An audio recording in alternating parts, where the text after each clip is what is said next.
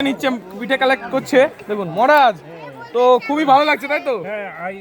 আমরা তো হচ্ছি সন্ন্যাসী একদমই তাই আমাদের বাচ্চারা খাইয়ে দিয়ে আনন্দ পাচ্ছে আচ্ছা আচ্ছা আমাকে সবাই ভিক্ষা দিচ্ছে আচ্ছা না না ওটা কোনো বিষয় না বিষয়টা হলো যে আনন্দটা আজকে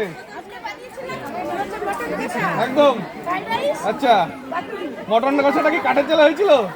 বাপিদা বানিয়েছে না তুমি আচ্ছা বাপিদা বানায়নি আজকে তাহলে আচ্ছা বৌদি বানিয়েছে দেখুন রামকৃষ্ণ এবং ছোট ছোট বাচ্চারা খুব ভালো খেয়েছে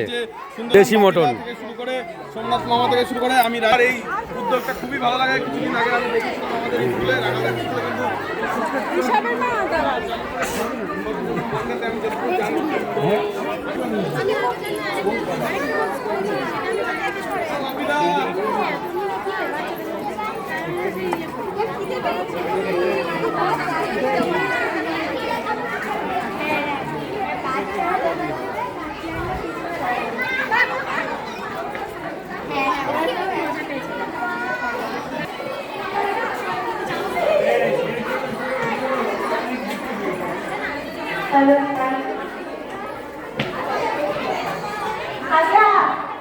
কি সুন্দর লাগছে বাচ্চাদের নিয়ে ফুড ফেস্টিভ্যাল হচ্ছে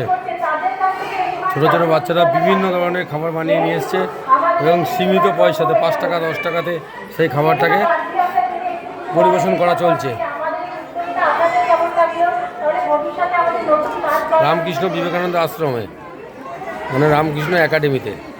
বাচ্চাদের স্কুল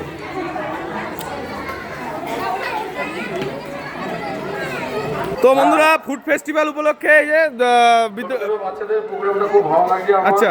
এবং সবাই বাড়ি থেকে খাবার বানিয়ে নিয়ে এসছে এবং বাচ্চারা হাতে করে পরিবেশন করছে একদমই একদমই আজকে এসছি রাজেশ এসছে সবাই আছে এখানে খুব ভালো লাগছে তা বুনু কি বানিয়ে নিয়েছিল আজকে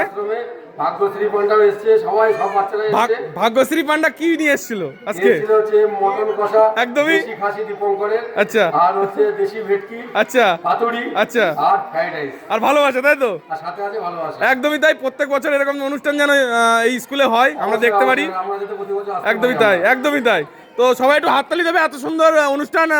তুলে ধরার জন্য সবাই মিলে একটু হাততালি দেবে বলো হাততালি দিতে সবাই মিলে একটু হাততালি দেন। একদমই তাই স্কুলকে ধন্যবাদ জানাই আপনাদের সবাইকে কংগ্রেচুলেশন শুভেচ্ছা জানাই আপনাদের সবাইকে একদম